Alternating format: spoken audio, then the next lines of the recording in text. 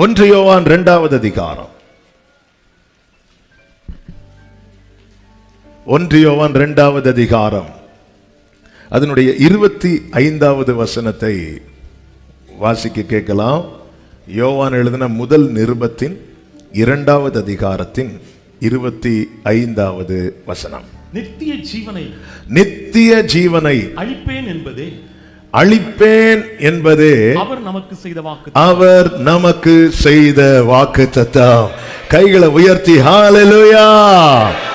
நித்திய ஜீவன், eternal life, மரணமில்லாத வாழ்க்கை, நித்திய ஜீவனை அளிப்பேன் என்பதே அவர் நமக்கு செய்த வாக்குத்தத்தம். கலாத்தியர் 3வது அதிகாரம் 26 முதல் 29 வரை உள்ள வசனங்களை பார்க்கும்போது, இயேசு கிறிஸ்துவின் மேல ஒருவன் விசுவாசம் உள்ளவன் ஆகும்போது அவன் தேவனுடைய புத்திரனாய், பிள்ளைகளாய் மாற்றப்படுகிறான்.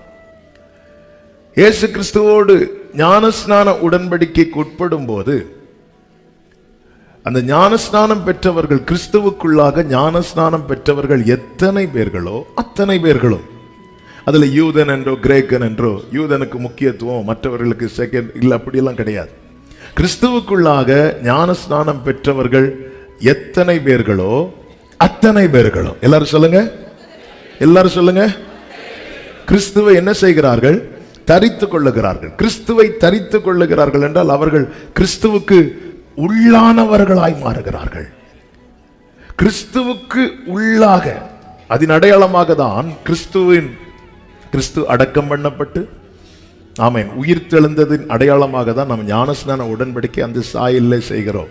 தண்ணீரிலே கொஞ்சம் எஃபெக்ட் கம்மி பண்ணி, தண்ணீரிலே மூழ்க வைத்து திரும்ப எழும்புறதின் அடையாளம் என்ன? நான் கிறிஸ்துவோடு கூட அடக்கம் பண்ணப்பட்டேன், கிறிஸ்துவின் உயிர்த்தெழுதலின் சாயலிலே இணைக்கப்பட்டிருக்கிறேன். இனி நான் அல்ல, கிறிஸ்துவே.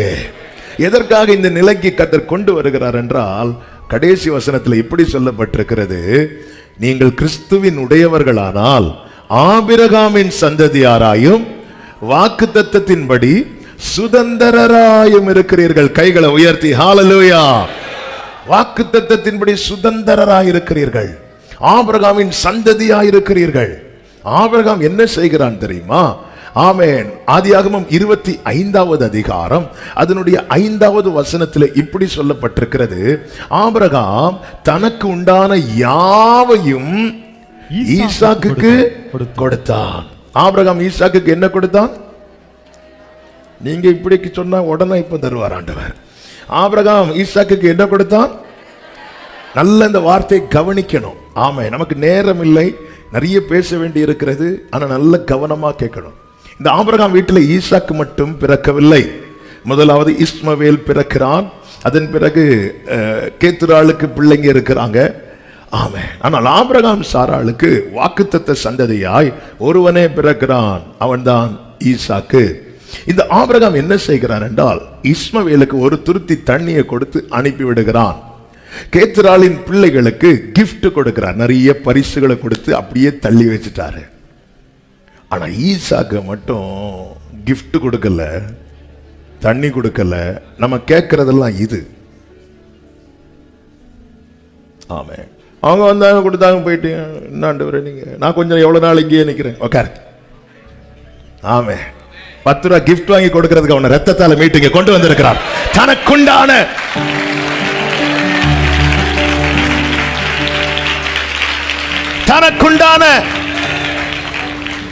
நீங்க கவனிச்சீங்கன்னா கடைசியில் இதுதான் பண்றாரு. யார் யாருக்கு என்ன செட்டில் பண்ணணுமோ செட்டில் பண்ணி வச்சுட்டு ஈசாக்கு பார்த்துட்டே இருக்கிறார். அப்ப எனக்கு ஹalleluya. ஆனா நம்ம எதிர்பார்ப்பெல்லாம் என்ன இருக்கு தெரியுமா? ஆமென். ஆண்டவரே, அவங்களுக்கு இருக்கிறது மாதிரி ரெட் கலர் ஃபிளாஸ்க்ல தான் எனக்கு தண்ணி.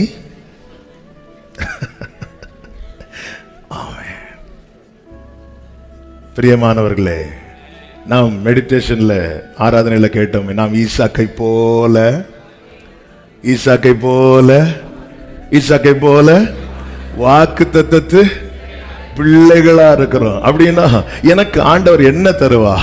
என் ஆண்டவர்கிட்ட என்ன இருக்கிறதோ அதை எனக்கு தருவா. என் ஆண்டவர்கிட்ட என்ன இருக்கிறதோ. ஹalleluya. ஆதியிலே வார்த்தை இருந்தது, அந்த வார்த்தை தேவனிடத்தில் இருந்தது, அந்த வார்த்தை தேவனாய் இருந்தது. அந்த வார்த்தை தான் மாம்சமாகி இறங்கி வந்தது. அவர்தான் ஆண்டவராகிய இயேசு கிறிஸ்து. அவரை குறித்து சொல்லும்போது அவருக்குள் ஜீவன் இருந்தது. ஆபிரகாம் தனக்குண்டான யாவையும் ஈசாக்குக்கு கொடுத்தான். பிரியமானவர்களே, நாம் ஈசாக்கை போல வாக்குத்தத்தத்து சந்ததியா இருக்கிறோம். ஆபிரகாம் தன்ட்ட என்ன இருக்குது அதெல்லாம் கொடுத்தான். இயேசு தனக்குள்ள, அவருக்குள்ள என்ன இருந்தது? ஜீவன். அந்த ஜீவன் மனுஷருக்கு ஒளியாயிருந்தது. அந்த ஜீவன் தான் நித்திய ஜீவன். ஹalleluya. மரணம் அவரை கட்டி காக்க முடியவில்லை. எல்லாரும் நினைச்சாங்க அவரை கொன்று அவருடைய சரீரத்தை ஒரு கல்லறையில வச்சு கல்லால மறைச்சா அவர் கதை முடியும் என்று. இல்லை இல்லை இல்லை இல்லை இல்லை. ஆண்டவர் சொல்லுகிறார், மரித்தேன் ஆனாலும் இதோ சதா காலத்திலும் நான் உயிரோடு இருக்கிறேன். அந்த ஜீவனை உடையவர் சொல்லுகிறார். நித்திய ஜீவனை வாக்குத்தத்தமாய் நமக்கு தருகிறார்.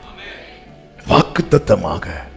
எப்படி ஆண்டவராகிய இயேசு கிறிஸ்து மாம்சமாய் இந்த பூமியிலே வெளிப்பட்டு, ஆமென், அவருக்கென்று பிதா நியமித்த ஓட்டத்தை முடிக்கும் போது அவர் மரித்து, ஆமென், அவர் அடக்கம் பண்ணப்பட்டு, அதன் பிறகு அவர் உயிர்த்து தேவ சமூகத்திலே பிதாவின் வலது பார்சத்திலே என்றென்றுமாய் வீற்றிருக்கிறாரோ, அதே போல கிறிஸ்துவுக்கு உள்ளானவர்களுக்கு, ஆமென், மறுமையிலே ஒரு நித்திய வாழ்வை கொடுக்கும்படியாக கிறிஸ்து இந்த பூமியிலே அவர்கள் வாழும்போது அவர்களுக்கு ஒளியாயிருக்கும்படி, அவர்களுக்கு நம்பிக்கையாயிருக்கும்படி கொடுத்த வாக்குத்தத்தம் தான் எட்டர்னல் லைஃப், நித்திய ஜீவன். ஆமென் சொல்லுங்க பார்க்கலாம். இந்த நித்திய ஜீவனை சுதந்தரிக்க ஒரு தேவ பிள்ளை செய்ய வேண்டிய முதல் காரியம் என்ன தெரியுமா? யோவான் சுவிசேஷம் 3வது அதிகாரம் அதனுடைய 16வது வசனத்திலே இப்படி சொல்லப்பட்டிருக்கிறது. நன்றாய் தெரிந்த வார்த்தை தான், வாசியுங்கள். தேவன் தம்முடைய ஒரே பேரான குமாரனை விசுவாசிக்கிறவன் எவனோ அவன் கெட்டு போகாமல் நித்திய ஜீவனை அடையும்படிக்கு அவரை தந்தருளி இவ்வளவா என் ஆண்டவர் என் மேல வைத்த அன்பினால எனக்கு கொடுத்த கிஃப்ட் தான் யாருன்னா ஜீசஸ் கிரைஸ்ட். அந்த கிஃப்ட் தான் என்ன அப்படின்னா நித்திய ஜீவன். தேவன் தம்முடைய ஒரே பேரான குமாரனை விசுவாசிக்கிறவன் எவனோ, அதுல யார் வேணாலும் வரலாம். இயேசு கிறிஸ்துவை ஆமே தன்னுடைய இரட்சகராய் ஏற்றுக்கொண்டு என் பாவங்களுக்காக, என் மீறுதலுக்காக, என் அக்கிரமத்துக்காக, பாவத்தின் சம்பளமா மரணத்திலிருந்து நான் காக்கப்படும்படியாக என் பாவத்தை ஏற்றுக்கொண்டு எனக்காக மரித்தார். அவருடைய தழும்புகளால் நான் குணமானேன். நான் அடிபட வேண்டிய இடத்துல அவர் எனக்காக அடிபட்டார். நான் மரிக்க வேண்டிய இடத்துல அவர் எனக்காய் மரித்ததுனால இன்னைக்கு நான் ஜீவனோடு இருக்கிறேன். இயேசு கிறிஸ்துவின் மேல யார் விசுவாசம் வைக்கிறார்களோ அவர்களுக்கு தேவன் கொடுக்கிற வாக்குத்தத்தம் தான் நித்திய ஜீவன். யோவான் சுவிசேஷம் 3வது அதிகாரம் 14-15 வசனங்களிலே இப்படி சொல்லப்பட்டிருக்கிறது. சர்ப்பமானது மோசேயினால் வனாந்திரத்திலே உயர்த்தப்பட்டது போல மனுஷகுமாரனும் தன்னை விசுவாசிக்கிறவன் எவனோ அவன் கெட்டு போகாமல் நித்திய ஜீவனை அடையும்படிக்கு உயர்த்தப்பட வேண்டும். இயேசு கிறிஸ்துவின் சிலுவை மரணத்தை குறித்து சொல்லப்பட்டிருக்கிறது. மோசேயின் நாட்களிலே ஜனங்கள் மன்னாவுக்கு விரோதமாய் பேச ஆரம்பிச்சிருவாங்க. ஆமென், இந்த அற்பமான உணவு எங்களுக்கு என்னத்துக்கு, எங்க மனசே வெறுக்குது அப்படின்னு எத்தனை காரியத்துல முறுமுறுத்தாங்க. அப்பெல்லாம் ஆண்டவர் சகித்தார். ஆனா மன்னாவுக்கு விரோதமா முறுமுறுத்ததும் தேவனால தாங்க முடியவில்லை. இந்த பிசாசினுடைய தந்திரமே அதுதான், இந்த வார்த்தைக்கு விரோதமாய் திருப்புறது. ஆமென். அப்பொழுது கொள்ளிவாய் சர்ப்பங்கள் அனுப்பப்பட எல்லா இஸ்ரவேலரையும் கொத்துது. ஜனங்க விழுந்துட்டு இருக்கிறாங்க, கத்துறாங்க, ஐயோ விஷம் ஏறுது, பாம்பு கடிக்குதே. ஆமா, அவ்வளவுதானே, எங்கள் வாழ்க்கை இவ்வளவுதானே, இதோட முடிஞ்சுதா? இனி எழும்பி வருவதற்கு வேற வாய்ப்பே இல்லையா, வழியே இல்லையா என்று சொல்லும் போது மோசே கர்த்தரை நோக்கி பார்க்கிற, ஆண்டவரே என்ன ஆண்டவர் இனி சொல்யூஷன் இருக்கிறது? ஆண்டவர் சொல்லுகிறார், ஒரு வெண்கல சர்ப்பத்தை நீ செய்து அதை உயர்த்தி வை அப்படிங்கிறார். அப்படி உயர்த்தி வைக்கும் போது யார் யார் அதை நோக்கி பார்க்கிறானோ அவர் என்ன செய்வானா? பிழைப்பான், பிழைப்பான். ஏன் ஆண்டவர் இப்படி செய்ய சொன்னார்? ஆமென். இங்க கீழே மனுஷனை கடிக்கிறது அவ்வளவு என்ன? சர்ப்பம். இப்ப உயர்த்தப்பட்டிருக்கிற சர்ப்பம், அதுல என்ன இல்லை அப்படின்னா உயிர் இல்லை. ரெண்டாவது என்ன இல்லை அப்படின்னா அதுல விஷம் கிடையாது. கீழே இருக்கிறது மொத்த விஷம். ஆமென். பாவம் நிறைந்த மனுக்குலத்தை மீட்கும்படி பாவம் இல்லாதவர் எனக்காய் அடிக்கப்பட்டு எனக்காய் மரித்தார். அப்ப அதை பார்க்கிற ஒவ்வொருவனும் பிழைப்பான் என்றால் பார்க்கிறவன் என்ன சொல்லணும் தெரியுமா? என்னாலதான், என்னாலதான், என்னாலதான். நான் பாவம் செய்யாம இருந்திருந்தா இந்த பாவம் இல்லாதவர் அடிக்கப்பட்டிருக்க மாட்டார். நான் பிழைக்கும்படியாய், பாவம் உள்ள இந்த பாவி பிழைக்கும்படியாய் பாவம் இல்லாத அந்த நீதிபரர் எனக்காக எனக்காக அடிக்கப்பட்டார். இந்த உணர்வோடு யார் யார் இயேசுவை நோக்கி எனக்காக தான், எனக்காக தான், அவன் கெட்டுறக்கூடாது, அவன் அழிஞ்சிடக்கூடாது, அந்த ஆத்மா பாதாளத்துக்கு போய்விடக் கூடாது என்பதற்காக தான் 2000 ஆண்டுகளுக்கு முன்பதாக என் இயேசு கிறிஸ்து பூமியிலே வந்து நமக்காக சிலுவையில் பலியானார். ஹல்லேலூயா, ஹல்லேலூயா. என் வாழ்க்கையில் ஒரு அற்புதம் செய்வதற்காக மட்டும் இயேசு வந்திருக்கவே மாட்டார். அற்புதம் யாரை கொண்டாவது நடப்பிக்கலாமே, ஹல்லேலூயா, யாரை கொண்டாவது நடப்பிக்கலாமே கர்த்தர். ஆனா மீட்க ஏன் வேற யாருக்கும் இந்த மீட்பராய் வர முடியலன்னா எல்லாருக்குள்ள என்ன இருக்கு? பாவம் இருக்கு. பாவம் என்கிற விஷம் எல்லாருக்குள்ள இருக்கு. ஹல்லேலூயா, ஆமென். அவர் பாவம் இல்லாதவர், பாவம் அறியாதவர், எனக்காக பாவமாக்கப்பட்டார். எதற்காக? நீ என்ன நம்பிட்டல்ல, நீ நம்பிட்டல்ல. அவருடைய குமாரன் மேல விசுவாசமா இருக்கிறவன் எவனோ அவன் கெட்டுறக்கூடாது, அந்த ஆத்மா நஷ்டமாயிடக்கூடாது. இஸ்மவேலுக்குன்னு ஒரு ஊற்றையே காட்டினீங்களே ஆண்டவரே, ஆண்டவரே கேத்தராலின் பிள்ளைகளுக்கு நல்ல நல்ல கிஃப்ட் எல்லாம் கொடுத்து விடுறீங்களா ஆண்டவரே? என்ன கூட தான் வச்சிருக்கிறீங்க. ஆனா என்ன ஆண்டவரே, ஈசாக்கு உனக்கு ஊட்டு பூமியில இல்ல, உனக்கு ஊட்டு என் விழாவில் இருந்து, என் விழாவில் இருந்து, என் விழாவில் இருந்து. ஆபிரகாம் தனக்குண்டான எல்லாவற்றையும் ஈசாக்குக்கு கொடுத்தான். ஹல்லேலூயா. இந்த பிரிந்து போகிறவனுக்கு தான் சொத்துல பாதி, ஆனா கூட இருக்கிறவனுக்கு அப்பா சொல்றது என்னுடையதெல்லாம் உன்னுடையதா இருக்கு. ஹல்லேலூயா. ரட்சிக்கப்பட்ட தேவ பிள்ளைகளே, ஒரு செய்தியை கேளுங்க. யாராவது உங்ககிட்ட வந்து உங்ககிட்ட என்ன இருக்குன்னு கேட்டா நீங்க சொல்லுங்க, என்கிட்ட என்ன இல்லை, இயேசு இருக்கிறார், இயேசு இருக்கிறார், எனக்கு வேண்டிய எல்லாமே கிறிஸ்துவுக்குள். ஆம் என்றோ நல்ல கையை தட்டி. இவ்வளவு நாள் ஆராதித்தல உனக்கு என்ன இருக்கு? என்கிட்ட என்ன இல்லை, என்ன இல்லை. ஆமே. நீங்க நேத்து சாப்பிட்டீங்களா? ஆமா நாங்க சாப்பிட்டோம், நானும் சாப்பிட்டேன். நைட்டு தூங்குனீங்களா? ஆமா தூங்கணும், நானும் தூங்கினேன். அது நாங்க ஏசி தூங்குனீங்களா? தூங்கணும், நானும் தூங்கினேன். இன்னைக்கு கண்டீங்களா? நான் இந்த நாளை காண்கிறேன். என்னங்க இல்ல, ஆனா எனக்கு ஒண்ணு உண்டு. தேவனை அறியாதவனுக்கும் தேவனுக்குள்ள இருக்கிறவனுக்கு வித்தியாசம் உண்டு. அவனுக்கு மரணம் வரும், இவனுக்கு மரணம் வரும். ஆனால் அவன் மரணத்தோடு வாழ்க்கை முடியும். ஆனால் ஆபேல் மரித்தும் இன்னும் இன்னும் இன்னும் இன்னும் பேசிக் கொண்டிருக்கிறான். ஷாலபகரே ரிமம்ரஸ் லேகரா. ஹல்லேலூயா. துன்மார்க்கனுக்கும் தேவ பிள்ளைக்கு உள்ள வித்தியாசம் என்னன்னா, ரெண்டு பேருக்கு மரணம் வரும். ஐஸ்வர்யவானும் மரித்தான், லாசருவும் மரித்தான். ஐஸ்வர்யவனுடைய அடக்காராதனை ஜாம் ஜாம் நடக்கும், ஆனா லாசருவ தெரியாது. ஆனா இது மறுபக்கம் இருக்கிறது. அந்த மறுபக்கத்துல நீங்களும் நானும் கண்ணீர் இல்லாம, கவலை இல்லாம, பசி இல்லாம. ஹல்லேலூயா, ஹல்லேலூயா. என் தேவன் எனக்கு ப்ராமிஸ் பண்ணி இருக்கிறார். அவன் என்ன ப்ராமிஸ் பண்ணி இருக்கிறார்? அடுத்த மாசம் சம்பள உயர்வா இல்ல, நித்திய ஜீவன், நித்திய ஜீவன். ஹல்லேலூயா. இதற்காக இயேசு எல்லாவற்றையும் விட்டு இறங்கி வந்தாராம். எல்லாத்தையும் விட்டு, எல்லாத்தையும் விட்டு. இதுலதான் இயேசுவின் தியாகத்தை நம்மால பார்க்க முடியும். தியாகம். ஏன்னா பரலோக ராஜ்யம் ஒரு முத்தை ஒருவன் பார்த்து, நிலத்துல ஒரு முத்தை பார்த்து அதை அப்படியே மறைச்சு வச்சுட்டு தனக்குண்டான எல்லாவற்றையும் விட்டு கொண்டு வந்து அந்த கிரயத்தை கொடுத்து அந்த மறைத்து வைத்த முத்தை புதையல வாங்கிட்டு போயிடுவான். ஆமே. நான் ரட்சிக்கப்பட்ட பிறகல்ல காக்கப்படுவது, ரட்சிக்கப்படுவதற்கு முன்னே காக்கப்படுகிறேன். அதுதான் ஆச்சரியம். ஆண்டவரே, தாவீது சொல்றார், நான் பிறக்கும் போதே உமது சார்பில் விழுந்தேன் என்று. அதாவது தாயார் வயிற்றில் இருக்கும்போது யூத பெண்கள் எல்லாம் குழந்தை வயிற்றில் இருக்கும் போதே அந்த தோரா ஆகமங்களை வாசிப்பாங்களாம். மோசைக்கு கொடுத்த பிரமாணங்கள் எல்லாம் வாசித்தே இருப்பாங்களாம். ஆமே.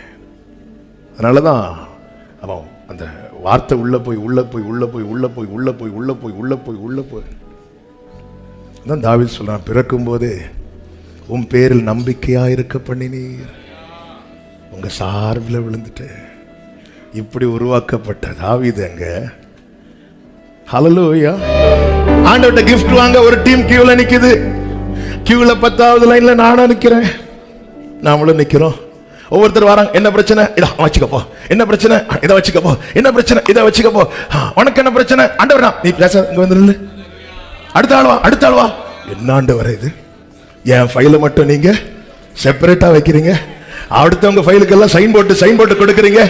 ஏன் ஆண்டவரே, ஏன் ஆண்டவரே, உனக்கு நான் தருவது இம்மைக்குரியது மட்டுமா இருக்க கூடாது, உனக்கு நான் தருவது நித்திய ஜீவன், நித்திய ஜீவன், நித்திய ஜீவனை அளிப்பேன் என்பதே. ஹல்லேலூயா. கர்த்தர் நமக்கு பாராட்டின கிருபை. இயேசுவின் மேல யார் விசுவாசமா இருக்கிறார், அதனாலதான் உடனே இமிடியேட்டா. ஆமே.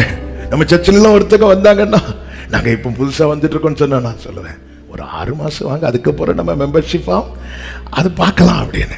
ஆனா இயேசுவை விசுவாசிச்சா அடுத்து யோசிக்கிறதுக்கு முன்னாடி பிள்ளைங்கிற அதிகாரத்தை போட்டுரும். ஆமே. ஹல்லேலூயா. இதுல என்ன விசேஷம்னா, எங்க அப்பாவும் அவருக்கு பிள்ளை, நானும் அவருக்கு பிள்ளை, என் பிள்ளையும் அவருக்கு பிள்ளை. எங்க அப்பா அவரை அப்பான்னு கூப்பிட்டதுனால நான் அவரை தாத்தாக்கெல்லாம் கூட மாட்டேன். ஹல்லேலூயா. என் பிள்ளை வந்து கொள்ளு தாத்தா. ஆமென். இதான் அவருடைய விசேஷம். ஆண்டவர் சமூகத்தில் இதான் விசேஷம். இனி நம்ம என்ன செய்யணும், விசுவாசிக்கிறோம்.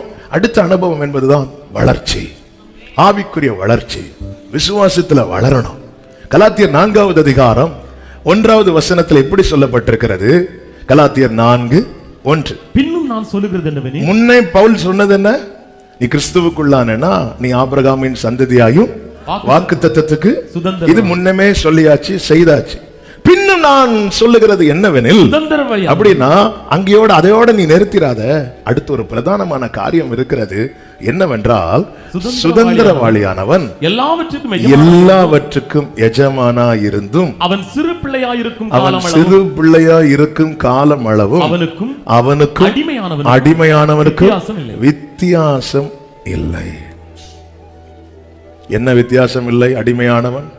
அடிமையானவன் என்னதான் பிரயாசப்பட்டாலும் அவனுக்குன்னு ஒன்ன வச்சிருப்பார் அந்த எஜமான், அதுதான் கொடுப்பார். பிள்ளை எவ்வளவு அழுதாலும் பிறந்த குழந்தைக்கு முதல்ல பால் தான் கொடுக்கப்படும், அதுக்கு மேல கொடுக்கப்படாது. அடுத்து ஒரு 6 மாசம் கழிச்சு இன்னொரு ஐட்டம். நான் தான் சுதந்திரவாளி, நீங்க மட்டும் அது இது. அடிமையானவனுக்கும் பிள்ளைக்கும் வித்தியாசம் கிடையாது. பிடிச்சு தான் தருவார். எதற்காக? எகிப்திலிருந்து டைரக்டா கானானுக்கு கொண்டு போகாம, நான் ஒரே ஒரு கேள்வி கேட்கிறேன். மேகத்துக்கு கீழே வச்சு நடத்தினார்ல, ஆண்டவரால மேகத்துக்கு மேல வச்சு சுமந்து போக முடியுமா, முடியாதா? முடியும்ல.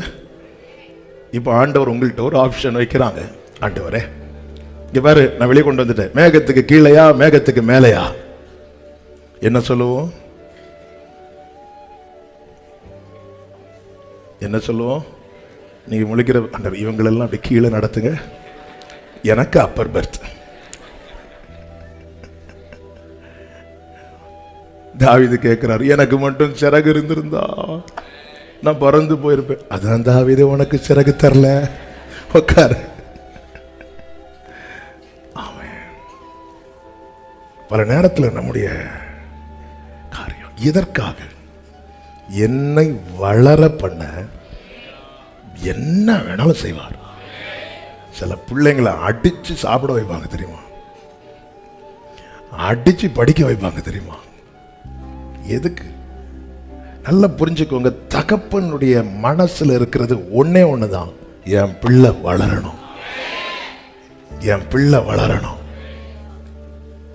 ஹல்லேலூயா, ஹல்லேலூயா. குழந்தைய கையில தூக்கி வைக்கிறோம், பால் கொடுக்கிறோம், சுமக்கிறோம், தோல்ல போடுறோம். அந்த குழந்தை 20 வயசுக்கு அப்புறம் அப்படியே தான் நான் இருப்பேன்னா, கோபத்தில் இருங்க.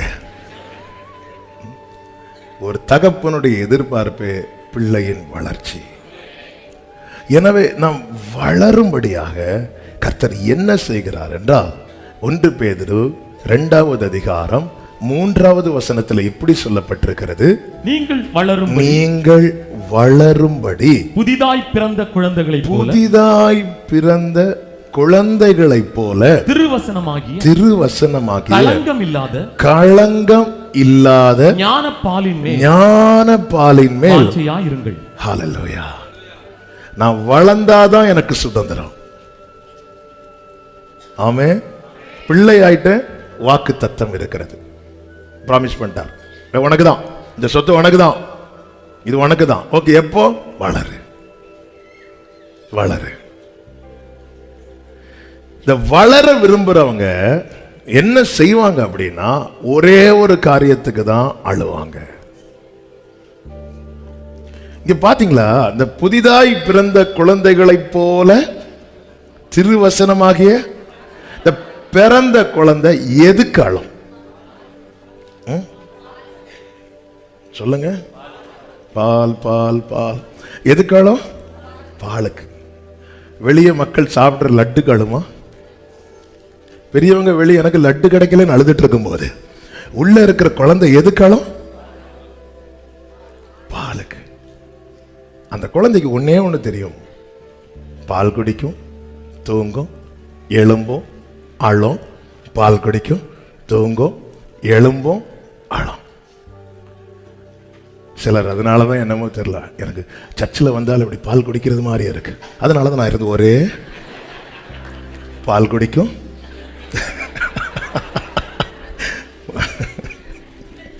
பால் குடிக்கும், தூங்கும், எழும்பும், அழும். இந்த தூங்குங்கிறது தான் ரெஸ்ட், இளைப்பாறுதல். இளைப்பாறுதல். சுத்தி காத்தடிக்கும் போது இந்த ஞான பால் நீங்க கொடுத்துட்டீங்கன்னா ஓகே ஓகே ஓகே, கோல் கோல் கோல். திருப்பி அந்த மாம்சம் பலவீனம் உள்ளது தானே, திருப்பியும் தொய்ந்து போகும். திருப்பியும் சில நேரத்தில் பேதுருவ மாதிரி கண்ணு அங்க எங்கேயா பார்க்கும், அடிக்கிற கொந்தளிப்பை பார்க்க, உடனே ஆண்டவரே, உடனே திருப்பி எடுத்து வச்சு ஹல்லேலூயா.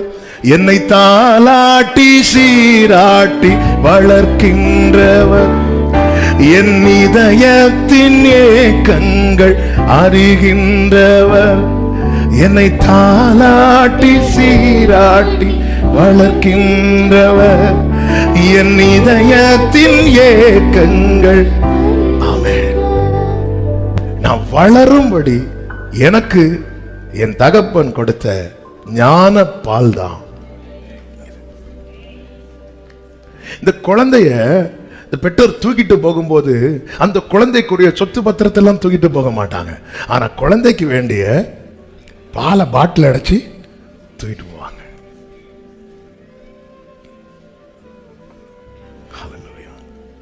போற இடத்துல குழந்தைய உட்கார வச்சுட்டு இதெல்லாம் தெரியும், பேக்ல என்ன இருக்கு, வெயிட்டா இருக்கு, கொஞ்சம் நஞ்சமா குடிக்கும், 2-3 பாட்டில் இருக்கு. புதிதாய் பிறந்த குழந்தைகளை போல தாவீது சொல்லுகிறார், என் ஆத்துமா தேவன் மேலேயே தாகமா இருக்குது. மான்கள் நீரோட வாஞ்சித்து கதறுவது போல என் ஆத்துமா உம்மேல எப்பொழுது என்னை தேற்றுவீர் என்று உம்முடைய வாக்கின் மேல் நோக்கமாகி என் கண்கள் பூத்து போகிறது. ஹல்லேலூயா, ஹல்லேலூயா. வசனத்துக்குள்ள நம்முடைய வாழ்க்கை எந்த அளவுக்கு டிராவல் பண்ணுதோ அந்த அளவே நம்முடைய வாழ்க்கையிலே வளர்ச்சி உண்டாகும். நான் 20 வருடம் விசுவாசி என்கிற சர்டிபிகேட்டை ஆண்டவர்கிட்ட கொடுத்தா அப்படியே வாங்கி எரித்து விட்டு எங்கன்னு கேட்பார். இப்பதான் ஆண்டவர், இந்த சர்டிபிகேட் அங்க செல்லாது. வரங்களில் யாதொன்றும் குறைவில்லாதவர்கள் கொரிந்து சபை. அந்த கொரிந்து சபையை பார்த்து பவுல் சொல்றாரு, எனக்கு என்னால உங்களை ஆவிக்குரியவர்கள் என்றே சொல்ல முடியல. நீங்க கிறிஸ்துவுக்குள்ள இன்னும் யாராதான் இருக்கிறீங்க. அது நான் கையை வச்சோடனே கீழே விழுறாங்க. உங்களுக்குள்ள பிரிவினை இருக்குல்ல, சண்டை இருக்குல்ல, பிரச்சனை இருக்குல்ல, நீ ஆவிக்குரியவனே கிடையாதுன்றார். வரமும் தேவனுடைய கிருபை வரங்கள் மாறாதவைகளுங்க. அது கிஃப்ட். கிஃப்ட் நம்ம ஒரு கல்யாண வீட்டுக்கு கிஃப்ட் வாங்கிட்டு போறோம்ல, எப்படி போய் வாங்குவோம்? முதல்ல கல்யாண வீட்டில் போய் அவங்க போடுற சாப்பாடை சாப்பிட்டு பார்த்துட்டு, ஓகே ஒரு 100 ரூபாய்க்கு தேரும் அப்படி சொல்லிட்டு போய் 100 ரூபாய் கிஃப்ட் வாங்கிட்டு வருவோமா? இல்லை. சிலர் சாப்பாடு இல்லைன்னா கொண்டு போன மொய் கவரை கூட பாக்கெட்ல இருந்து வச்சிருவாங்க, போற வழியில் சாப்பிடணும்ல. இல்லை, கவர் கொடுக்கணும். சரி, அப்ப வெறும் கவரை கொடு. அப்படி கிருபை உள்ளவங்க இருக்கிறாங்க. கவருக்குள்ள ஒரு 3 கவரை வச்சு கேட்ட சர்ப்ரைஸ். அவங்க என்ன வச்சிருக்கிறாங்க ஒண்ணுமே தெரியாது. ஆனா போகும்போது ஒரு கிஃப்ட் வாங்கி கொண்டு போய் கொடுக்கிறோம். நேர போய் சாப்பிட போறோம். சாப்பாடு நல்லா இல்லை, நம்ம இலையில சிக்கன் பீஸ் வைக்கல. கையை கழுவிட்டு நேர மேடையில போய் அந்த கிஃப்ட் தான் இல்ல, ஏன் கொடுத்தேன்னு வேணா நினைப்போமே தவிர நேர மேடையில போய் இப்படி எத்தி பார்த்துட்டு எவ்வளவு பின்னாடி தான் இருக்கு. இல்ல இல்ல, நாமளே கொடுத்ததை வாங்க மாட்டேங்கிறோம். எனக்குள்ள அப்படி ஒரு நாலு அந்நிய பாஷை இதை வச்சு நீங்களே உங்களை ஏமாத்திடக்கூடாது. நான் வளர்ந்திருக்கிறேன். ஒரு பிள்ளை வளருதா இல்லையாங்கிறது பெற்றோருக்கு தெரியும், வளர்க்கிறவங்களுக்கு தெரியும். ஆமே, என் பிள்ளைகளை நான் வளர்த்து ஆதரித்தேன் என்று சொல்லுகிறார். அவருக்கு தெரியும் என்னுடைய வளர்ச்சி என்னவென்று. புதிதாய் பிறந்த குழந்தைகளை போல. இதுதான் கொலோசியருக்கு எழுதும் போது அப்போஸ்தலனாகிய பவுலை கொண்டு ஆவியானவர் இப்படி எழுதுகிறார். கொலோசியர் 2வது அதிகாரம் அதனுடைய 6-7 வசனங்கள். ஆகையால் நீங்கள் கர்த்தராகிய கிறிஸ்து இயேசுவை ஏற்றுக்கொண்டபடியே, கர்த்தராகிய கிறிஸ்து இயேசுவை ஏற்றுக்கொண்டபடியே அவருக்குள் வேர் கொண்டவர்களாகவும், நல்ல கவனிங்க, கிறிஸ்துவுக்குள் வேர் கொண்டவர்களாகவும், அவர் மேல் கட்டப்பட்டவர்களாகவும், கிறிஸ்துவின் மேல் கட்டப்பட்டவர்களாகவும், அவருக்கு உள் நடந்து கொண்டு, கிறிஸ்துவுக்குள் நடந்து கொண்டு, நீங்கள் போதிக்கப்பட்டபடியே விசுவாசத்தில் உறுதிப்பட்டு ஸ்தோத்திரத்தோடு ஆதியிலே பெருகுவீர்களாக. விசுவாசித்தோம், பிள்ளைகளானோ, இது விசுவாசத்தில் நிலைத்திருக்கணும், விசுவாசத்தில் உறுதிப்படணும். இதற்காக வேதம் நமக்கு என்ன காண்பிக்கிறது தெரியுமா? கிறிஸ்துவுக்குள் வேர் கொள்ளணும், கிறிஸ்துவின் மேல் கட்டப்படணும், கிறிஸ்துவுக்குள் நடக்கணும். இந்த வார்த்தைக்கு பரலோக பிதா ஒரு ஷேப் கொடுத்தார், ஒரு உருவத்தை கொடுத்தார். அந்த உருவம் தான் என் ஆண்டவராகிய இயேசு கிறிஸ்து. வார்த்தை எதுவாய் மாறிச்சு? மண்ணுக்கு ஒரு உருவத்தை கொடுத்தார், அதுதான் நானும் நீங்களும். வார்த்தைக்கு ஒரு உருவத்தை கொடுத்தார், அதுதான் இயேசு. இயேசுவை பார்க்க விரும்புகிறவர்கள் வேதத்தை பார்ப்பார்கள், இயேசுவை நேசிக்கிறவர்கள் வேதத்தை நேசிப்பார்கள். அல்லது வேதத்தை தள்ளி வச்சுட்டு இந்த 1000 ஸ்தோத்திர வலி மாதிரி உம்மை நேசிக்கிறேன், உம்மை நேசிக்கிறேன், உம்மை நேசிக்கிறேன் வளரல. வார்த்தைக்கு ஒரு ஷேப் கொடுக்கணும்னா அவர்தான் ஜீசஸ் கிரைஸ்ட். இயேசுவின் சாயலை காண விரும்புகிறவர்கள் வேதத்தை காண்பார்கள், கிறிஸ்துவுக்குள். அதனாலதான் இயேசு சொன்னார், நானே சத்தியம் என்றார். 14:6 17வது அதிகாரம் யோவான்ல சொல்றார், வசனமே சத்தியம். என்ன ஆண்டவர், நீங்க ஏதோ சத்தியம் சொன்னீங்க கொஞ்சம் முன்னாடி, அப்புறமா வசனம் சத்தியம். என்னாதான்பா வசனம்? மண்ணுக்கு தேவன் ஒரு உருவத்தை கொடுத்தார், அதுதான் மனிதன். வார்த்தைக்கு தேவன் ஒரு உருவத்தை கொடுத்தார், அதுதான் இயேசு கிறிஸ்து. எனவே தான் ஆதியிலே வார்த்தை இருந்தது, அந்த வார்த்தை தேவனிடத்தில் இருந்தது, அந்த வார்த்தை தேவனாய் இருந்தது, அந்த வார்த்தை மாம்சமாகி இறங்கி வந்தது. அப்ப ஒரு தேவ பிள்ளை வளர்றதுக்கு என்ன செய்யணும்னா கிறிஸ்துவுக்குள்ளே வேர் ஒன்றி, இன்னும் சொல்லணும்னா இந்த நதியோரம் நடப்பட்ட விருட்சம் போல இந்த வசனம் என்கிற தண்ணீரின் பக்கத்தில் நாட்டப்பட்டிருக்கணும். ஹல்லேலூயா. தாவீது சொல்லுகிறார், நானோ தேவனுடைய ஆலயத்திலே பச்சையான ஒலிவ மரம். ஏன்னா கர்த்தருடைய சமூகத்தில் அவருடைய வார்த்தை விளங்குகிறது. சீயோனில் இருந்து வேதமும் எருசலேமில் இருந்து கர்த்தருடைய வசனமும் வெளிப்படும். அவர் சொல்ற, நான் தேவனுடைய ஆலயத்தில் பச்சையான. இந்த வேர் பாத்தீங்கன்னா அது தண்ணீரை தான் தேடி போகும். தண்ணீர் இந்த வேர் என்ன செய்யுதுன்னா வெளியே தெரியாது. இந்த வனாந்திரத்தில் இருக்கிற மரங்களுடைய வேர்கள் தான் ரொம்ப நீளமான வேர் என்று விஞ்ஞானிகள் அதை ஆராய்ச்சி பண்ணுகிறவர்கள் சொல்றாங்க. ஏன் ரொம்ப வளர்ச்சியான வேர் தெரியுமா?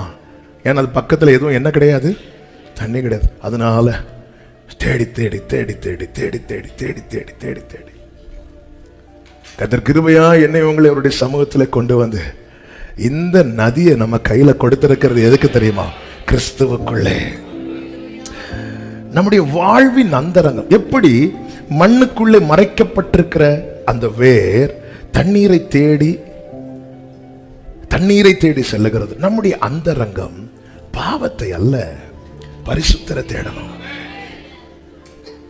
உன்னத பாட்டின் புஸ்தகம் அது கிறிஸ்துவுக்கும் சபைக்கும் இடையே இருக்கிறதான அந்த ஒரு தெய்வீக உறவை வெளிப்படுத்துகிற புஸ்தகம். மணவாளனுக்கும் மணவாட்டிக்கும் இடையே இருக்கிறதான உறவை காண்பிக்கிற புஸ்தகம். அதுல 3வது அதிகாரத்துல 1வது வசனத்துல எப்படி சொல்லப்பட்டிருக்கிறது? ராக்காலங்களில் என் படுக்கையிலே என் ஆத்துமநேசரை தேடினேன். என்னுடைய அந்தரங்கத்துல என்னுடைய தேடல் யார் தெரியுமா? அவர்தான். தாவீது இப்படி சொல்றார். ஃபாதர் அதை அழகா பாடி இருக்கிறாங்க. படுக்கையிலே உம்மை நினைக்கின்றேன், இந்த வேர் இல்லாதவங்க நிலைமை என்னன்னா இப்படி ஏதாவது மூடி வச்சா உடனே நினைப்பாங்க. ஆனா ஏன் அந்தரங்கத்தில் நான் எதை நினைக்கிறேன்? என் நினைவுகளுக்கு ஒரு ஷேப் கொடுத்தா அது இயேசுவா இருக்கணும். ஏன்னா கர்த்தர் நினைவின் தோற்றங்களை அறிந்திருக்கிறார். என் நினைவுக்கு பரலோகம் ஒரு ஷேப் கொடுத்து பார்க்கும்போது நானும் இயேசுவோடு சேர்ந்து. அதனாலதான் பவுல் சொல்கிறார், எங்கள் எண்ணங்களை எல்லாம் நாங்கள் கிறிஸ்துவுக்கு சிறையாக்கி கிறிஸ்துவுக்கு கீழ்ப்படுத்துகிறோம். பிரியமானவர்களே, இந்த வசனத்தில் நான் வேர் கொள்ளவில்லை என்றால் என்னுடைய உள்ளான மனிதன் வளருவதற்கு வேண்டிய தண்ணீர் இந்த வார்த்தையினாலே அன்றி வேற எங்கேயுமே எனக்கு கிடைக்காது. எங்கேயுமே கிடைக்காது. யோபுவின் புஸ்தகம் 14வது அதிகாரம் 7, 8, 9 வசனங்களிலே ஒரு மரத்தை குறித்தாக நம்பிக்கை உண்டு. அது வெட்டி போட, நல்ல கவனி, அது வெட்டி போடப்பட்டாலும் திரும்ப தழைக்கும், அதன் இளங்கிளைகள் துளிர்க்கும், அதனுடைய வேர் தரையிலே பழையதாகி அதன் அடிக்கட்டை மண்ணிலே செத்தாலும் தண்ணீரின் வாசனையினால் அது துளிர்த்து இளம் மரம் போல கிளைவிடும். இது மரத்தை குறித்த நம்பிக்கை. அதுக்கு தண்ணீருக்கு வாசனையே போதுங்க. அடிவேர் கெட்டு போனாலும் தண்ணீரின் வாசனையினால ஒரு மரம் மீண்டும் துளிர்க்க வாய்ப்பு இருக்குமானால், தேவ பிள்ளைகளே, உலர்ந்த எலும்புகள் நிறைந்த பள்ளத்தாக்கி நடுவிலே ஆமென் எசேக்கியேலை கொண்டு வந்து நிறுத்தினதுக்கு ஒரு நோக்கம் உண்டு. ஆண்டவர், இது மீண்டும் எழும்புமா? நீர் அறிவீர். பேசாத பார்த்து எனக்கு கற்பிக்கப்படியே நான் தீர்க்க தரிசனம் உரைத்தேன். வார்த்தை உண்டானது, அசைவு உண்டானது. இந்த வார்த்தை என்கிற தண்ணீர் அண்டையிலே நாட்டப்பட்டவர்களுடைய வாழ்க்கை செழிக்கும். அதைதான் சங்கீதம் 1 சொல்லப்பட்டிருக்கிறது. கர்த்தருடைய வேதத்தில் பிரியமாயிருந்து இரவும் பகலும் அதை தியானமாயிருக்கிற மனுஷன் பாக்கியவன். அடுத்த வார்த்தை என்ன தெரியும்?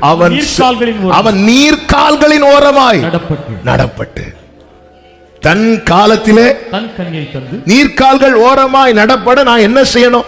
இதன் மேல பிரியமாய் இருக்கணும். பிரியமாய் இருந்து இரவும் பகலும். காலையில பைபிள் படிச்சு முடிச்சாச்சு, அப்படி ஒரு துறக்கும் போது கூட கஷ்டப்பட்டு துறப்பாங்க பாருங்க. ஆனா மூடும் போது பக்கத்து வீட்டில் இருக்கிறவங்களுக்கு சவுண்டு கேட்கும், டமார். எப்பாடா இன்னைக்கு 5 அதிகாரம் படிச்சாச்சு. சிலர் ஒரு வாரத்துக்கு சேர்த்து படிப்பாங்க, ஒரு 10 அதிகாரம் முடிச்சு 10 நாளைக்கு. இப்படிப்பட்டவங்களை ஒரு வாரத்துக்கு ஒரு வாரத்தில் உள்ள மொத்த சாப்பாடை கொடுத்து சாப்பிட வைக்கணும். டோர்ல இருந்து வெளியே வர முடியாது. போகும்போது விசாலமான வாசலா இருந்து உள்ள போய் சாப்பிட்டுட்டு வரும்போது இடுக்கமான. இதன் மேல யார் பிரியமா இருந்து நான் படிச்சு தாவீதை விட யாருங்க இங்க பிஸியா இருக்கிறா? அவர் சொல்றாரு, உடைய வேதத்தில் நான் எவ்வளவு பிரியமா இருக்கிறேன் தெரியுமா ஆண்டவரே. அப்படியே தாவீதை என்ன பண்றேன், நாள் முழுவதும் அது என் தியானம். நான் டிராவல் பண்ணும்போது அப்படி நினைச்சிட்டே இருப்பேன். சத்துரு எனக்கு விரோதமாய் பேசும்போது அப்படி நினைச்சிட்டே இருப்பேன். என் மனைவி என்ன அற்பமா பார்க்கும்போது நினைச்சிட்டே இருப்பேன். என் மாமா என்னை பத்தி தப்பா பேசும்போது நினைச்சிட்டே இருப்பேன். என் சகோதரர்கள் என்னை குறித்து அகங்காரம் உள்ள இன்னும் நான் நினைச்சிட்டே இருப்பேன். எங்க அப்பா என்ன ஆகாதவன் தள்ளு நான் நினைச்சிட்டே இருப்பேன். ஆமென், ஹல்லேலூயா, ஹல்லேலூயா, ஹல்லேலூயா. நீர்க்கால்களில் ஓரமாய் நடப்பட்டு தன் காலத்தில் தன் கனியை தந்து இலை உதிராது இருக்கிற மரத்தை போல இருப்பான். அவன் செய்வது எல்லாம் வாய்க்கும். யார் தெரியுமா? இந்த பைபிளை வீட்டில் வாங்கி வைத்திருக்கிறவங்களுக்கு இல்ல, இதில் பிரியமா இருந்து ஆவியானவர் சபைகளுக்கு சொல்லுகிறதை காதுள்ளவன் கேட்க கடவன். நேரம் போகிறது, அடுத்த வார்த்தை சொல்லுகிறேன். அவருக்குள் வேர் கொண்டவர்களாய் அவர் மேல் கட்டப்படணும். அவர் மேல் கட்டப்படுவது என்பது என்ன? மத்தேயு 7வது அதிகாரம் 24, 25, 26, 27 வசனங்களிலே நான் சொல்லிய இந்த வார்த்தைகளை கேட்டு இவைகளின்படி செய்கிறவன் எவனோ அவனை கன்மலை மேல் தன் வீட்டை கட்டின புத்தியுள்ள மனுஷனுக்கு. நீ படிச்சு தியானமா இருக்கிறதுல மட்டும் இல்ல, நீ தியானமா இருக்கும் போது வேர் கொள்ள ஆரம்பிக்கிற. ஆனா இதன்படி செய்ய ஆரம்பிக்கும் போது நீ கன்மலை மேல கட்டப்படுகிறாய். பிரியமான கர்த்தருடைய பிள்ளைகளை, ஒரு சத்தியத்தை நன்றாய் கவனமா கேளுங்க. நானும் நீங்களும், கவனிக்கிறீங்களா? நானும் நீங்களும் தேவனால் தெரிந்தெடுக்கப்பட்ட ராஜரீக, சத்தமா சொல்லுங்க, ஆசாரிய கூட்டம். இதை மறந்துடவே கூடாது. தேவன் என்ன தெரிந்தெடுத்தது ஆசாரியராக. ராஜாக்களும் நாங்களே ஆசாரியர். இப்படி பாடுறதுக்கு மட்டும் இல்ல, அது உணரணும். இந்த ஆசாரியனுக்குரிய பிரமாணம் என்னவென்றால், லேவியராகமம் 8வது அதிகாரத்துல கர்த்தர் மோசேயை கொண்டு ஆரோனையும் அவன் குமாரரையும் வரவழைத்து சொல்லுகிறார். முதலாவது வரவழைக்கப்படுகிறார். லேவியராகமம் நான் சொல்லுகிற நேரம் போகிறதுனால 8வது அதிகாரம் அதனுடைய 6வது வசனத்திலே, ஆமென், கர்த்தர் தனக்கு கட்டளையிட்டபடியே மோசே ஆரோனையும் அவன் குமாரரையும் வரவழைத்து, நானும் நீங்களும் அவருடைய கிருபையினால் அவர் சமூகத்திலே வரவழைக்கப்பட்டிருக்கிறோம். அந்த கிருபையை குறித்து தான் சங்கீதக்காரன் சொல்லுகிறான், உம்முடைய கிருபை எவ்வளவு அருமையானது. வரவழைக்கிறார். அடுத்து என்ன செய்கிறார்? அதே வசனத்தில் சொல்லப்பட்டிருக்கிறது, அவர்களை ஜலத்தினால் ஸ்நானம் பண்ணுவித்துனா முழுவதும் கழுவி. ஆசாரியனுக்குரிய பிரதிஷ்டை செய்ய வரவழைத்து முழுவதும் கழுவி. ஆரோனுடைய குமாரரை விட நாம் பாக்கியம் பெற்றவர்கள். காரணம், அவர்களை தண்ணீரினால் கழுவினான் மோசே. என்னையும் உங்களையும் மோசையிலும் பெரியவராகிய ஆண்டவராகிய இயேசு கிறிஸ்து தம்முடைய இரத்தத்தினால் பாவமற கழுவினார். அடுத்து 7-8 வசனங்களிலே பாத்தீங்கன்னா அவர்களுக்கு வஸ்திரம் தரிப்பித்து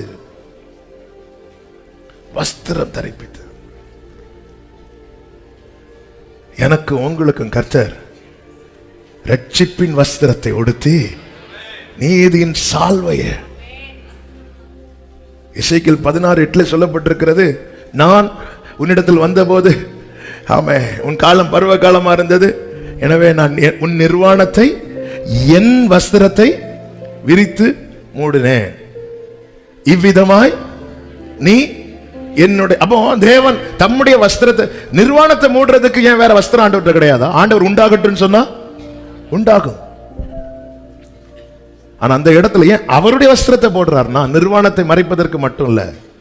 நீங்க பஸ்ல எல்லாம் ஒரு சின்ன எக்ஸாம்பிள் சொல்லணும்னா, கூட்டமா ஜனங்க நிக்கிறாங்க, பஸ் வந்து இருக்குது, சீட்டு பிடிக்கிறதுக்கு சிலர் தங்கள் தோல்ல இருக்கிற அப்படி துண்டை போட்டு போவாங்க. சிலருக்கு துண்டு அப்படிப்பட்டதா இருக்கும், பக்கத்துல போக முடியாது. அதை புசிக்கிற நாளிலே அதே மாதிரி தான் இருக்கும். ஆனாலும் அதை போட்டுட்டு போவாங்க. அடுத்து ஒருத்தர் உள்ள போய் இருக்கும் போது துண்டு போட்டு பின்னாடி வரும், ஹலோ என்னோட துண்டு அப்படி சொல்லும் போது நான் துண்டை வச்சுக்க அப்படி சொல்ல மாட்டாங்க.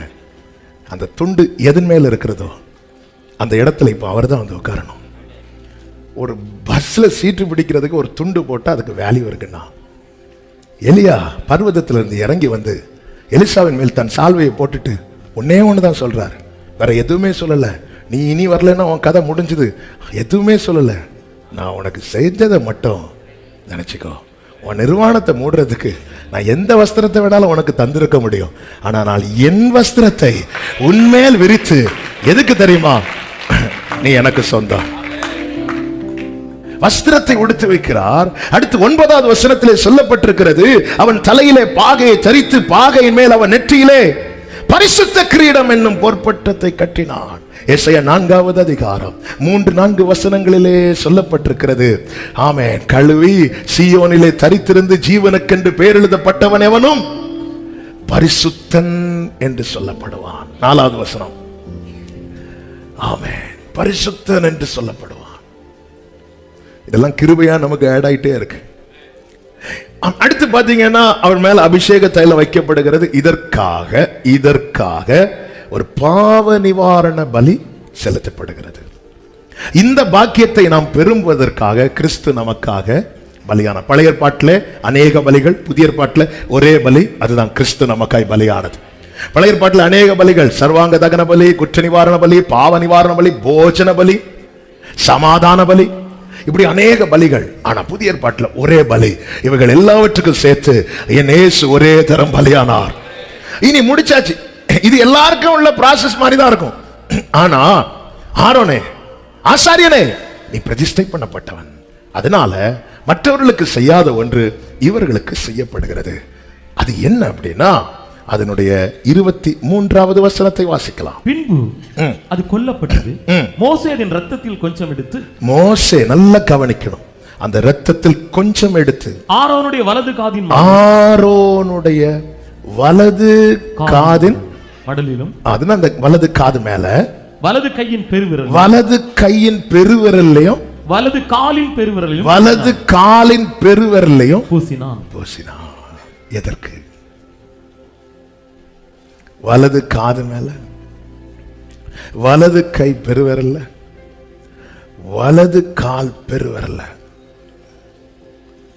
இங்க பாரு, உனக்கு எவ்வளவு செஞ்சிருக்கிறார். எதுக்கு இந்த ரத்தத்தை காதுல பூசினார் தெரியுமா? நீ ஆசாரியன். அதனால என்ன செய்யணும்? நீ அந்நிய சத்தம் அல்ல கேட்க வேண்டியது, அவர் சத்தம் கேட்கணும். உனக்கு கிடைச்ச பாக்கியம் என்ன தெரியுமா? அந்த கிருபாசன தண்டை வரலாம், வந்து நின்று அவர் சத்தம் கேட்கணும். வலது கையின் பெருவிரல்ல எதுக்கு அந்த ரத்தம் பூசப்பட்ட தெரியுமா? இனி இந்த கை கண்டதை செய்யக்கூடாது. நீ கேட்டல சத்தம், அது சித்தத்தை நீ செய்யணும். வலது காலின் பெருவிரல்ல பூசப்பட்டது எதுக்கு தெரியுமா? இனி கால் போன போக்கிலும் மனம் போன போக்கிலும் நீ நடக்கக்கூடாது. உன் காதுகளில் ஒரு சத்தம் கேட்டாயே, அந்த வழியில நடக்கணும். உன் காதுகளில் ஒரு சத்தம் கேட்டாயே, அந்த கிரியை செய்யணும். இதுதான் ஆசாரியனுக்குரிய பிரதிஷ்டை. அது நான் வந்தாச்சு, நான் கழுவப்பட்டாச்சு, நான் ஆசாரியனுக்கு ட்ரெஸ் போட்டாச்சு, அதோட ஆமீன் போடல. வெயிட் பண்ணு. கொஞ்சம் ரத்தத்தை எடுத்து அப்படி போச்சார். தேவ சமூகத்தில் என் காதுகள் விருத்த சேதனம் பண்ணப்பட்டது. ரத்தத்தை எடுத்து என் கையில. ரத்தம் பூசப்படுதுனாலே பழையன எல்லாம் மன்னிக்கப்பட்டதுன்னு அர்த்தம். எப்ப நான் ஆசாரியனாய் மாற்றப்பட்டேனோ அந்த ரத்தம் முந்தினவைகள் ஒளிந்து போன. ஆண்டவர், நான் இப்படி செஞ்சு அதை விட்டுரு. ஆனா இனி நான் ஒன்று சொல்றேன் பாரு, அதான் செய்யணும். காலில் பெருவரல ரத்தம் பூசப்படுது. இனி கால் போன போக்கிலும் மனம் போன போக்கிலும் நீ நடக்கக்கூடாது. அவர் நடந்த வழியிலே, அதுதான் சொல்லப்பட்டிருக்கிறது. கிறிஸ்துவுக்குள் வேர் கொண்டவர்களாகி அவர் மேல் கட்டப்பட்டு அவருக்குள்ளே நடக்கணும். இப்படி யார் செய்கிறார்களோ அவர்கள் கிறிஸ்துவில் நிலைத்திருக்கிறவர்கள். ஒருவன் என்னிலும் என் வார்த்தை அவனிலும் நிலைத்திருந்தால் அவன் மிகுந்த கனிகளை கொடுப்பான். அது மாத்திரமல்ல, அவன் கேட்டுக்கொள்வது எதுவோ அது அவனுக்கு செய்யப்படும். அவருடைய ரத்தம் அந்த காதுல பூசி இருக்கிறார். இந்த காது அந்நிய சத்தத்துக்கு விலகணும். எல்லாத்தையும் கேட்கக்கூடாது, எல்லாத்தையும் கேட்கக்கூடாது. உங்களை சும்மா கழுவி நிறுத்தல, ராஜாக்களை ஆசாரியர்களை ஏற்படுத்தி இருக்கிறார். ரத்தத்தை இந்த கையில பூசி இருக்கிறார். ஒரு தேவனுக்கு பிரியமில்லாத காரியத்தை துணிந்து செய்ய, துன்மார்க்கத்துல துணிந்து நடக்கிறவனுடைய தலையை உடைப்பார் என்று தான் பைபிள்ல இருக்கு. அந்த வார்த்தையை படிக்கும் போதே பயமா இருக்கும். துன்மார்க்கத்துல துணிந்து நடக்கிறவனுடைய உச்சந்தலையை உடைப்பாராம். ஆண்டவருக்கு பிடிக்காது. உன்னை கூப்பிட்டு உன்னை கழுவி சுத்திகரித்து என் வஸ்திரத்தை உன் மேல விரித்து என் அபிஷேகத்தை உன் மேல வச்சு என்னுடைய அடையாளத்தை உனக்கு தந்தா நீ என்ன செஞ்சிட்டு இருக்கிற? இந்த கையால தான் இந்த அப்பத்தை நமக்கு கொஞ்ச நேரத்தில் எடுக்க போறோம். தாவீது சொல்லுகிற, என் கால் செம்மையான இடத்துல இருக்கிறது. இந்த கால் நேத்து எங்க நினைச்சு? இந்த கால் போன வாரம் எங்க பயணித்தது? எந்த ஸ்தலத்தில் இருந்தது? நீ தேவாலயத்துக்கு போகும்போது நடையை காத்துக்கொள், காத்துக்கொள். ஏன் ஆண்டவரை இவ்வளவு ஸ்ட்ரிக்ட்?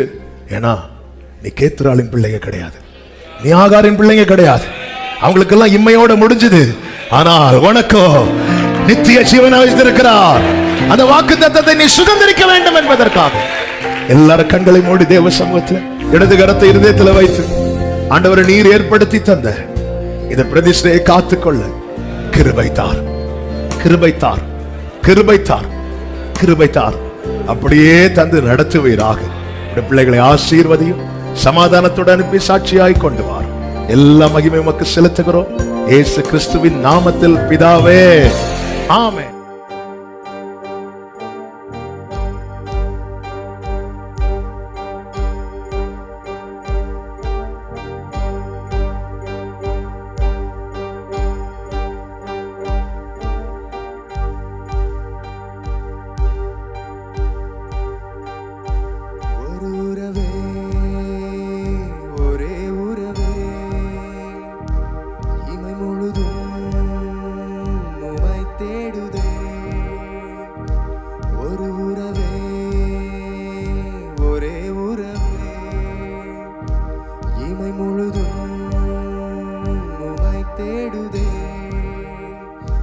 பரிசுத்த வாழ்க்கை வாழவே இதயம் ஏங்கி தவிக்குதே. உலகம் கண்ட நாள் முதல் பாவம் என்னை இழுக்குதே. பரிசுத்த வாழ்க்கை வாழவே இதயம் ஏங்கி தவிக்குதே. உலகம் கண்ட நாள் முதல் பாவம் என்னை இழுக்குதே. ஒரு உறவே, ஒரே உறவே, இமை முழுதும் உமை தேடுதே. ஒரு உறவே, ஒரே உறவே, இமை முழுதும் உமை தேடுதே.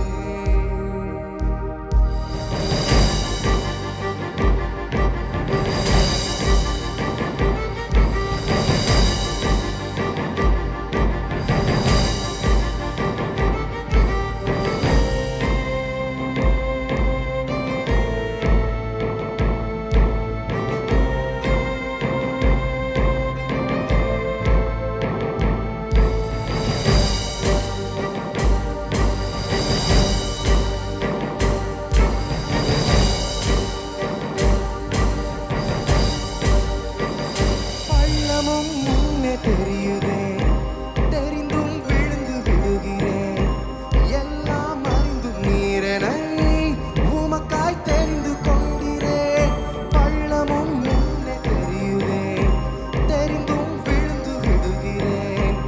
எல்லாம் அறிந்தும் நீரனை உமக்காய் தெரிந்து கொண்டிரேன்.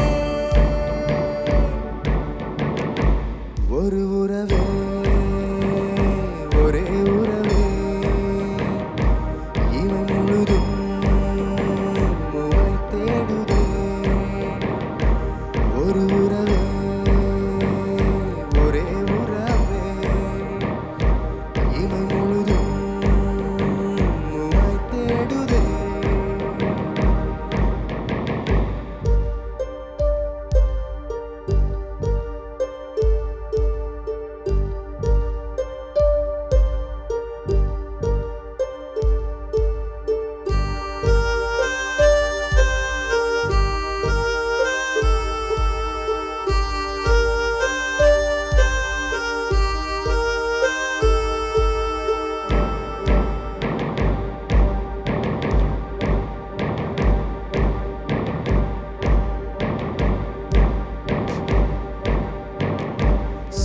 சிலுவை அன்பை கண்டு நான் வியந்து நின்ற நாள் முதல் உமது சித்தத்திற்காக எந்தன் உயிரும் தருகிறேன். சிலுவை அன்பை கண்டு நான் வியந்து நின்ற நாள் முதல் உமது சித்தத்திற்காக எந்தன் உயிரும் தருகிறேன். ஒரு உறவே ஒரே